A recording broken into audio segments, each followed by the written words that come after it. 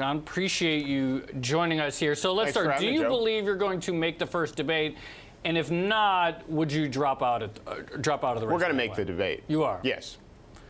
You have the necessary signatures, and you believe you're there in terms of the... Well, the first donors, not signatures. The first two debates, you can make it either through polling or through the donor criteria. We've made it through polling. Okay.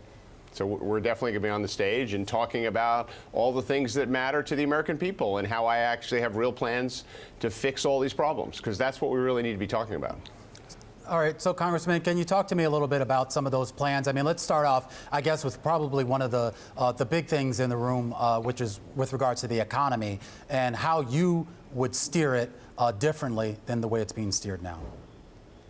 Well, you know, as someone who was a former CEO and I started 2 businesses and took them public and created thousands of jobs, I actually know a lot about the economy and how to create jobs. And I think one of the things that's going on in this country right now is a lot of workers are struggling. You know, half the American people can't afford a $500 expense. About 40% of the American population can't afford their basic necessities like their rent or their food or their utilities. So a lot of my economic policies will be very much focused on the worker. You know, my dad was a union electrician, and it's always been a great reminder of me that you got to put the worker first.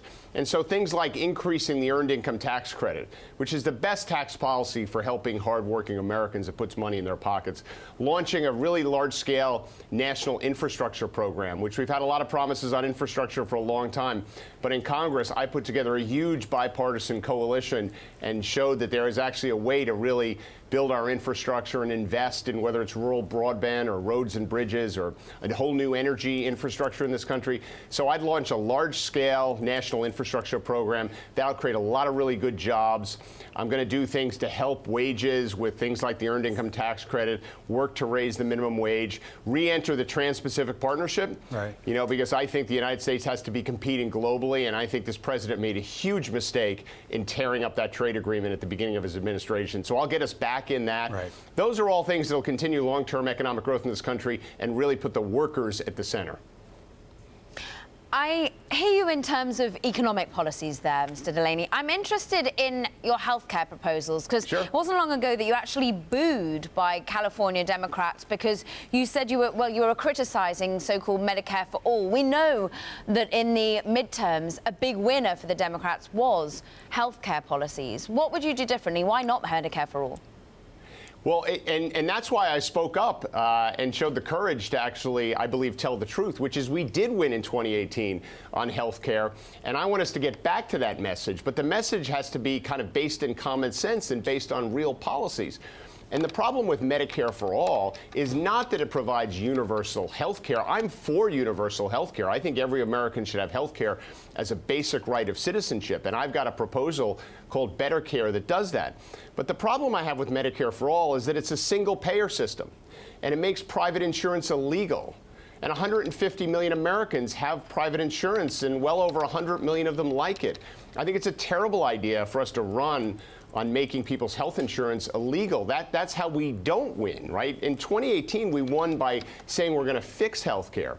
So my proposal, Better Care, gives everyone health care as a right of citizenship, but it allows options, and it ensures that we continue to have good investment in our healthcare industry.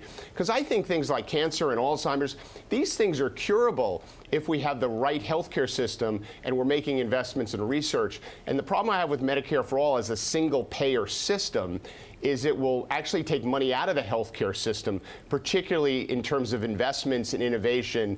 And it's not the right way forward. I mean, France, Germany, Sweden, the Netherlands, these are places that have well-admired universal healthcare systems, but they don't have single-payer systems.